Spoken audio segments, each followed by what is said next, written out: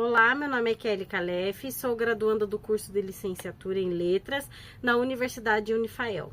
Estou no 8º período e hoje eu vim apresentar o meu vídeo de trabalho de conclusão de curso.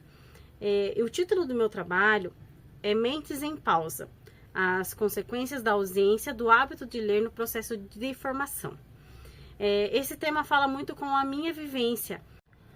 Atuo como professora de língua portuguesa e redação e leitura para o ensino fundamental do 6º ao 9º ano e para o 1º ano do ensino médio.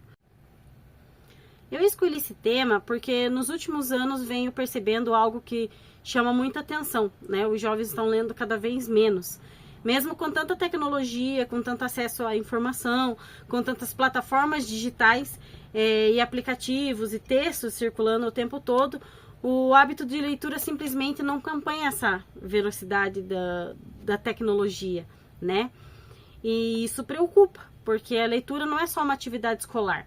Ela ajuda no desenvolvimento do vocabulário, na escrita, na interpretação, na criatividade, na sensibilidade, no pensamento crítico e até no emocional, né? E quando o estudante não lê, ele percebe o repertório, né? Perde a profundidade e perde a autonomia. E isso afeta diretamente na formação intelectual, né? Por isso essa pesquisa ela é tão importante, né? A escola, ela tá sentindo essa queda do hábito da leitura. Os professores, os alunos também estão sentindo, né? Então eu quis entender melhor o que essa pausa na leitura realmente está causando. Então daí o objetivo geral deste trabalho analisar as consequências dessa ausência do hábito da leitura na formação desses jovens, né? E para aprofundar isso, eu trabalhei com 3 objetivos específicos, né? O primeiro foi identificar os prejuízos cognitivos, né, críticos e sociais causados pela falta da leitura.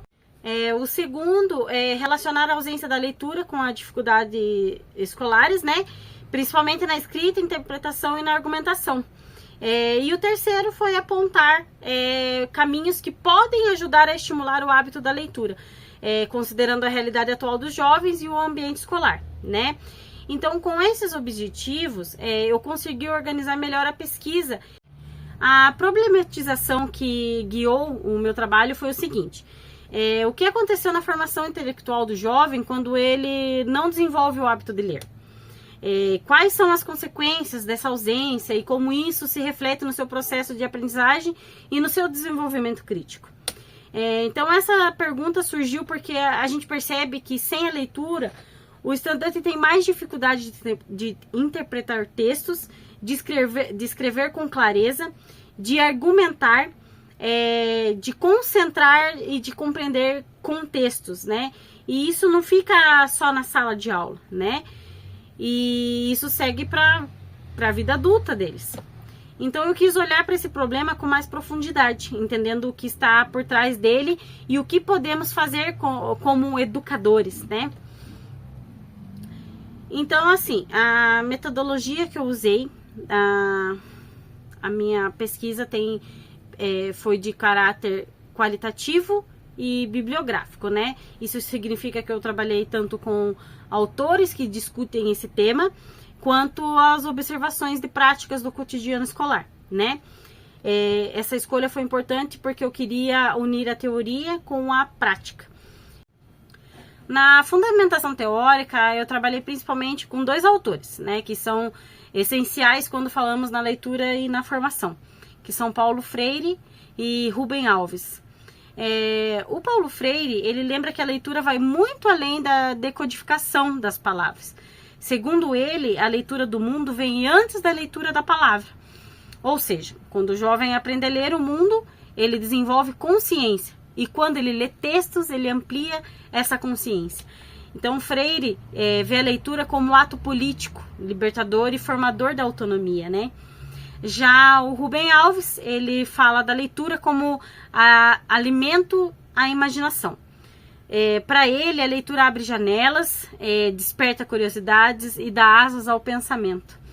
Ele diz que o leitor não é apenas alguém que lê palavras, mas alguém que cria mundos dentro da cabeça. E isso é essencial na formação humana, né? Então, além desses dois, usei outros autores que mostram também que a falta da leitura afeta o desenvolvimento do vocabulário, a capacidade de interpretar, a criatividade, o raciocínio crítico, a escrita e a construção de argumentos. Então, também encontrei estudos que dizem que a leitura é uma prática emocional, porque ela cria vínculos, ajuda na empatia e amplia o olhar para o outro, né? Então, tudo isso acaba reforçando que a ausência da leitura não é uma simples perda de hábito, né? Ela é uma perda do horizonte. E então, com base nesses autores e nas observações práticas, a pesquisa mostrou que a falta de leitura gera consequências claras, né? Como a dificuldade de interpretação, a pobreza vocabular, textos curtos, rasos e com pouca clareza, a baixa capacidade de concentração, né, o menor desenvolvimento do pensamento crítico. E além disso, estudantes que não lêem têm mais dificuldade de argumentar, de defender ideias e até de entender situações do cotidiano. Numa simples roda de conversa dentro da sala de aula já é difícil eles terem uma clareza naquilo que eles querem passar, sabe? Eles não sabem defender o que eles pensam, então essa dificuldade foi apresentada. E quando conectamos isso com Freire e Rubem Alves, tudo faz sentido, né? Uma mente que não lê é uma mente que perde a oportunidade de crescer. Por isso essa pesquisa ela é tão importante, né? A escola, ela está sentindo essa queda do hábito da leitura. Os professores, os alunos também estão sentindo, né? Então eu quis entender melhor o que essa pausa na leitura realmente está causando. Então daí o objetivo geral deste trabalho é analisar as consequências dessa ausência do hábito da leitura na formação desses jovens, né? E para aprofundar isso, eu trabalhei com 3 objetivos específicos, né? O primeiro foi identificar os prejuízos cognitivos, né, críticos e sociais causados pela falta da leitura. O segundo é relacionar a ausência da leitura com a dificuldade escolares, né, principalmente na escrita, interpretação e na argumentação.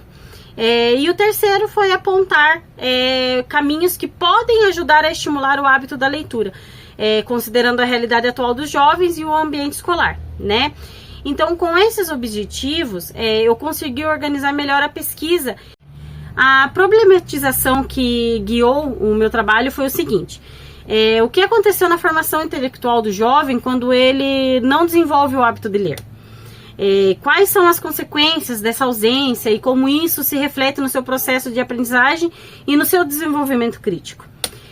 Então essa pergunta surgiu porque a gente percebe que sem a leitura o estudante tem mais dificuldade de interpretar textos, de escrever com clareza, de argumentar, de concentrar e de compreender contextos, né?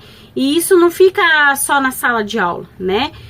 E isso segue para a vida adulta deles. Então eu quis olhar para esse problema com mais profundidade, entendendo o que está por trás dele e o que podemos fazer como educadores, né? Então, assim, a metodologia que eu usei, a minha pesquisa foi de caráter qualitativo e bibliográfico, né? Isso significa que eu trabalhei tanto com autores que discutem esse tema, quanto as observações de práticas do cotidiano escolar, né? Essa escolha foi importante porque eu queria unir a teoria com a prática. Na fundamentação teórica, eu trabalhei principalmente com 2 autores, né, que são essenciais quando falamos na leitura e na formação, que são Paulo Freire e Rubem Alves. O Paulo Freire, ele lembra que a leitura vai muito além da decodificação das palavras. Segundo ele, a leitura do mundo vem antes da leitura da palavra. Ou seja, quando o jovem aprende a ler o mundo, ele desenvolve consciência. E quando ele lê textos, ele amplia essa consciência. Então, Freire vê a leitura como ato político, libertador e formador da autonomia, né? Já o Rubem Alves, ele fala da leitura como alimento à imaginação. Para ele, a leitura abre janelas, desperta curiosidades e dá asas ao pensamento. Ele diz que o leitor não é apenas alguém que lê palavras, mas alguém que cria mundos dentro da cabeça. E isso é essencial na formação humana, né? Então, além desses dois, usei outros autores que mostram também que a falta da leitura afeta o desenvolvimento do vocabulário, a capacidade de interpretar, a criatividade, o raciocínio crítico, a escrita e a construção de argumentos.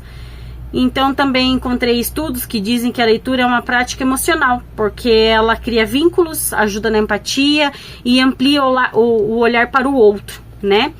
Então tudo isso acaba reforçando que a ausência da leitura não é uma simples perda de hábito, né? Ela é uma perda do horizonte. E então, com base nesses autores e nas observações práticas, a pesquisa mostrou que a falta de leitura gera consequências claras, né? Como a dificuldade de interpretação, a pobreza vocabular, textos curtos, rasos e com pouca clareza, que é o que a gente vê quando a gente pede qualquer texto mínimo. Dificuldade de escrever sobre o que pensa, eles têm dificuldade de tirar daqui e colocar no papel, porque é tudo tecnológico, tudo tá prático para eles, né? Então, um pouco repertório cultural, a baixa capacidade de concentração, né? O menor desenvolvimento do pensamento crítico. E, além disso, estudantes que não lêem têm mais dificuldade de argumentar, de defender ideias e até de entender situações do cotidiano. Numa simples roda de conversa dentro da sala de aula já é difícil eles terem uma clareza naquilo que eles querem passar, sabe? Eles não sabem defender o que eles pensam, então essa dificuldade foi apresentada. E quando conectamos isso com Freire e Rubem Alves, tudo faz sentido, né? Uma mente que não lê é uma mente que perde a oportunidade de crescer, de imaginar e de compreender o mundo. Na oficina eu trabalhei a leitura de um jeito mais criativo e próximo da realidade dos alunos, né? Primeiro eu apresentei a proposta explicando que iríamos relacionar trechos do livro, que foi de escolha minha mesmo, Amor e Gelato, da Jenny Evans, com uma atividade prática, que era a pintura de canecas. Depois fizemos uma leitura compartilhada, pausando para a conversa, foi feita uma reflexão e buscamos ideias que poderiam virar símbolos, frases ou desenhos para ser colocado nessas canecas. Em seguida, cada estudante escolheu um trecho que chamou mais atenção e fez um rascunho que iria pintar. No momento da pintura, eles começaram a transformar a leitura em arte. Isso foi muito interessante. Trabalhando com o esmalte nas canecas. Durante todo o processo, eu fui circulando em sala, entre eles ali, né, na biblioteca, onde eu reservei o lugar da escola, no contraturno, incentivando e ajudando na ligação entre o texto e a criação deles, né? E no final, cada aluno apresentou sua caneca e o trecho que inspirou a produção. Então esse momento foi muito rico, né, porque eles trocaram percepções sobre a história e muitos se interessaram por partes do livro que ainda não tinham lido, né, que até então a gente não terminou a leitura do livro, deixei por conta deles, né. E a reflexão final mostrou que essa abordagem despertou a curiosidade e aproximou os alunos da leitura de forma significativa, né. Então, além dessa oficina, eu realizei uma pesquisa online pela plataforma Google Forms para ampliar a análise sobre o texto da leitura, né? Foram 35 participantes de idades e gêneros diferentes.